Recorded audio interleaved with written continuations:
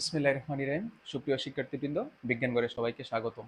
আমাদের আজকের আলোচ্য বিষয় পদার্থের অবস্থা ও চাপ অধ্যায়ের একটা অংশ, স্থির তরলের ভিতরে কোনো বিন্দুতে চাপ। আমরা প্রথমে জেনে নিব স্থির তরলের ভিতরে কোনো বিন্দুতে চাপ বলতে কি বোঝায়। স্থির তরলের ভিতরে কোনো বিন্দুতে চাপ বলতে বোঝায় ঠিক ওই বিন্দুর চারদিকে প্রতি একক ক্ষেত্রফলের উপর লম্বভাবে অনুভূত বল। স্থির তরলের ভিতরে কোনো বিন্দুতে চাপ বলতে ঠিক ওই বিন্দুর চারদিকে প্রতি একক ক্ষেত্রফলের উপর লম্বভাবে অনুভূত বলকেই বোঝানো হয়।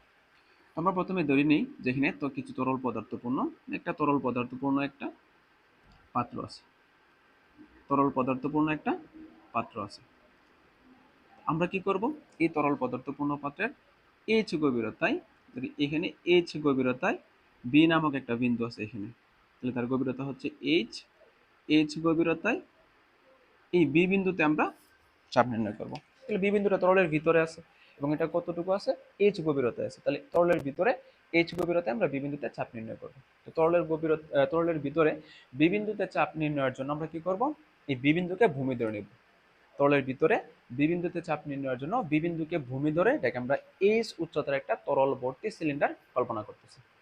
তরলের ভিতরে বি বিন্দুতে চাপ নির্ণয়ের জন্য বি বিন্দুকে আমরা ভূমি ধরে এটাকে এইচ উচ্চতার তরল ভর্তি বা তরল পদার্থপূর্ণ একটা সিলিন্ডার চিন্তা করতেছি। তাহলে আমরা ধরি সিলিন্ডারের ভূমি তথা তরলের ক্ষেত্রফল।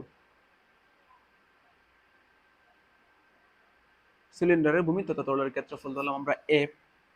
এরপর এখানে যে তরল পদার্থটা নিলাম আমরা, তার ঘনত্ব ধরে নিই আমরা রো। ঘনত্ব ধরলাম রো। তরলের মুক্ত তল থেকে বি বিন্দুর গভীরতা কত, এইচ। তাহলে তরলের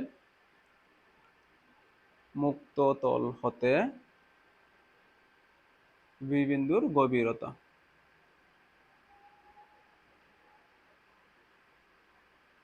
এইচ, আর অভিকর্ষ ত্বরণ হচ্ছে জি।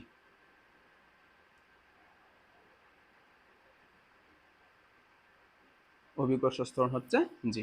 আমাদের জানা আছে, আমরা প্রথম ক্লাসে দেখেছিলাম যে চাপ সমান হচ্ছে কি, বল বাই ক্ষেত্রফল। এটা আমরা পেয়েছি, চাপ সমান হচ্ছে বল বাই ক্ষেত্রফল। তাহলে আমরা যদি এখানে বি বিন্দুতে চাপ নির্ণয় করতে চাই তাহলে কি কি লাগবে, বল লাগবে এবং ক্ষেত্রফল লাগবে। ক্ষেত্রফল কত পেলাম আমরা, আমরা ধরে নিলাম এ। তাহলে আমার দরকার কি, বল দরকার। তাহলে আমাদের এখন বের করতে হবে কি, যে এ ক্ষেত্রফলের উপর প্রযুক্ত বল। তাহলে এখানে এ ক্ষেত্রফলের উপর প্রযুক্ত বল কতটুকু, এখানে এ ক্ষেত্রফলের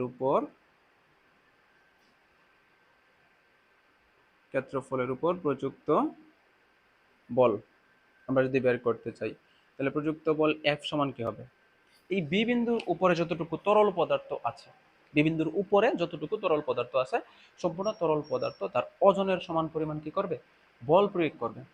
কার উপর, এ ক্ষেত্রফলের উপর। তার মানে এ ক্ষেত্রফলের উপর প্রযুক্ত বল হচ্ছে কি, তরলের ওজনের সমান।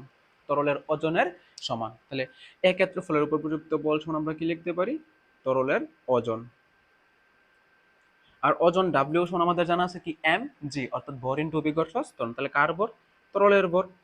তাহলে তরলের ভর ইন্টু অভিকর্ষ ত্বরণ আমরা জি দ্বারা প্রকাশ করি। তরলের ভর ইন্টু অভিকর্ষ ত্বরণ। আমরা এর আগের ক্লাসে ঘনত্ব সমান দেখেছিলাম, ঘনত্ব সমান কি পেয়েছিলাম, যে ভর বাই আয়তন। তাহলে এখান থেকে আমরা ভর সমান কি লিখতে পারি, ঘনত্ব ইন্টু আয়তন লিখতে পারি। ভর সমান লিখতে পারি কি আমরা, ঘনত্ব ইন্টু আয়তন। তাহলে তরলের ভর সমান কি, যে তরলের আয়তন ইন্টু ঘনত্ব। তাহলে তরলের ভর সমান হচ্ছে কি, তরলের আয়তন ইন্টু ঘনত্ব। ঘনত্ব বলতে তরলের ঘনত্ব বোঝাচ্ছে, সাথে আছে কি জি। তাহলে এখানে এ ক্ষেত্রফলের উপর প্রযুক্ত বল, এ ক্ষেত্রফলের উপর প্রযুক্ত বল হচ্ছে কি, বি বিন্দুর উপরে যতটুকু তরল পদার্থ আছে, সম্পূর্ণ তরল পদার্থ তার ওজনের সমান পরিমাণ বল নিচের দিকে প্রয়োগ করবে। আর ওজনের সমান পরিমাণ বল যদি নিচের দিকে প্রয়োগ করে, তাহলে এখানে প্রযুক্ত বল, এ ক্ষেত্রফলের উপর প্রযুক্ত বল মানে হচ্ছে কি, তরলের ওজন। ওজন ডাব্লিউ সমান আমাদের জানা আছে কি, এম জি।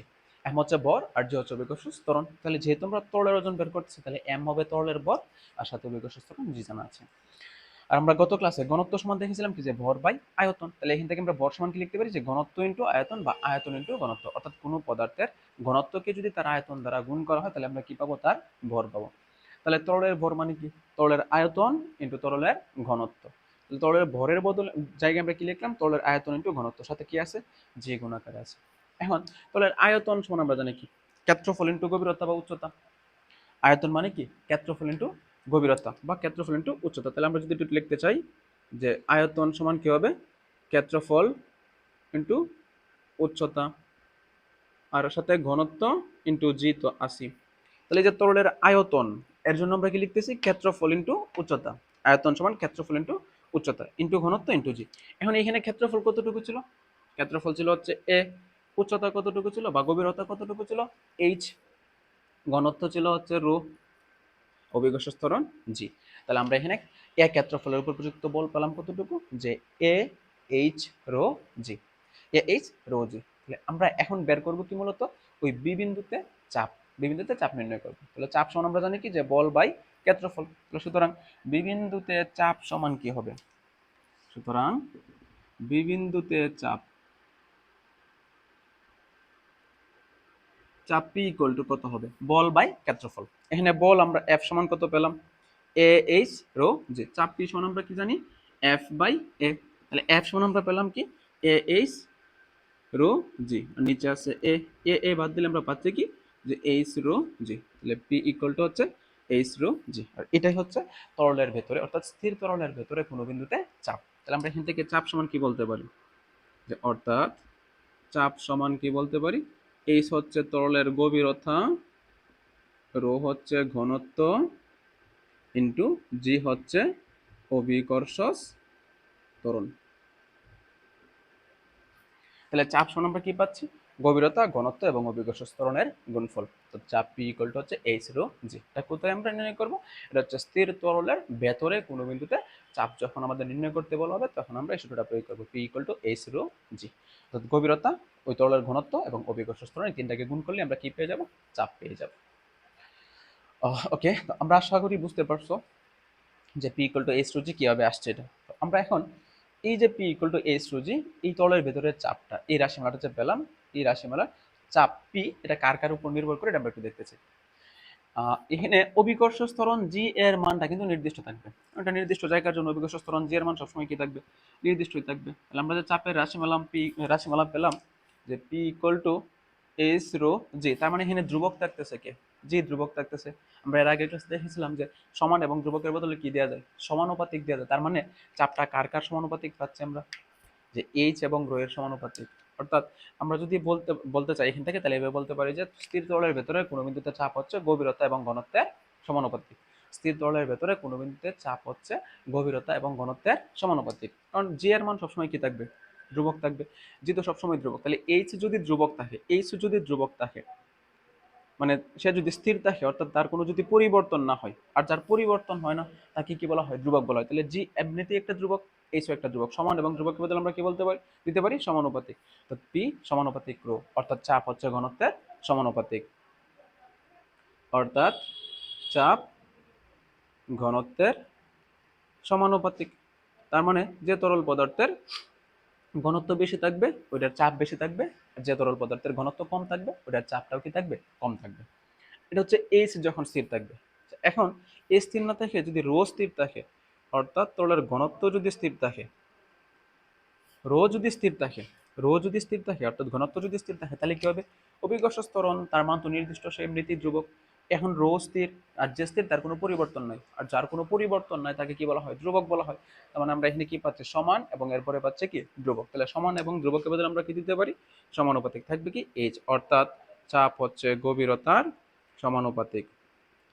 চাপ গভীরতার সমানুপাতিক। তার মানে যদি ঘনত্ব স্থির থাকে, তাহলে বিন্দুর গভীরতা যত বেশি থাকবে ওই বিন্দুতে চাপ তত বেশি থাকবে। গভীরতা যদি কম থাকে তাহলে চাপটাও কি থাকবে? কম থাকবে। তাহলে আমরা এখান থেকে দেখলাম কি?